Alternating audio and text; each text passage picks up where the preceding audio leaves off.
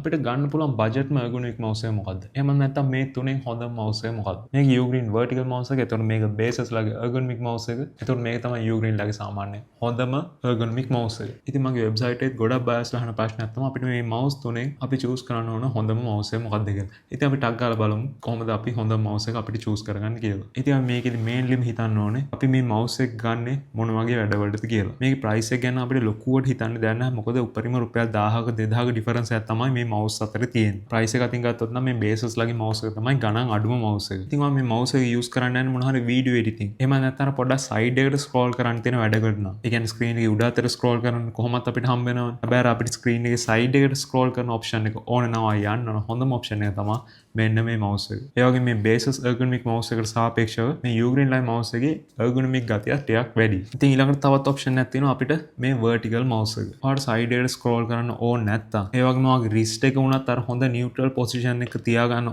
ඕනේ නම් ergonomic mouse එකටත් වැඩියෙන් ටිකක් පහසුවෙන් තියාගන්න ඕන නම් යන්න හොඳම option එක තමයි මේ vertical mouse එක. මේ vertical mouse කියන්නේ ergonomic mouse එකක්ම තමයි. හැබැයි ergonomic ගතිය තවත් වැඩි මේ vertical mouse වල. මොකද handshake position එක තමයි මේ අත තියෙන්නේ. එතකොට ඒ කියන්නේ මෙහෙම තියෙන්නේ. මම මේ වීඩියෝ එකකින් ටිකක් ඉක්මනට බේසික් මේ mouse ගැන කතා කරන්නේ. මම මේ හැම mouse එකක් ගැනම වෙනම review එකක් කරලා තියෙනවා. මගේ profile එකට පොඩ්ඩක් ගිහලා බලන්න ඔයාලට හම්බෙයි. ඉතින් මගේ personal favorite එක නම් මෙන්න මේ mouse එක. හැබැයි ඔයාලට ඇත්තටම side scrolling option එක අවශ්‍ය නැත්නම් මෙන්න මේ mouse එක ගියත් ඇත්තටම ප්‍රශ්නයක් නැහැ. හැබැයි ඔයාලට ලාභෙටම නම් ergonomic mouse එකක් ඕනේ. මෙන්න මේ option එකට යන්න. ඉතින් ඔයාලට මේ වල prices check කරන්න ඕන නම් මගේ technology.lk website එකකින් ගිහලා බලන්න. ඉතින් ඔයාලගේ opinion එක මොකද්ද? මේ mouse තුනෙන් එකක් හරි කවුරු හරි use කරන කෙනෙක් ඉන්නවද?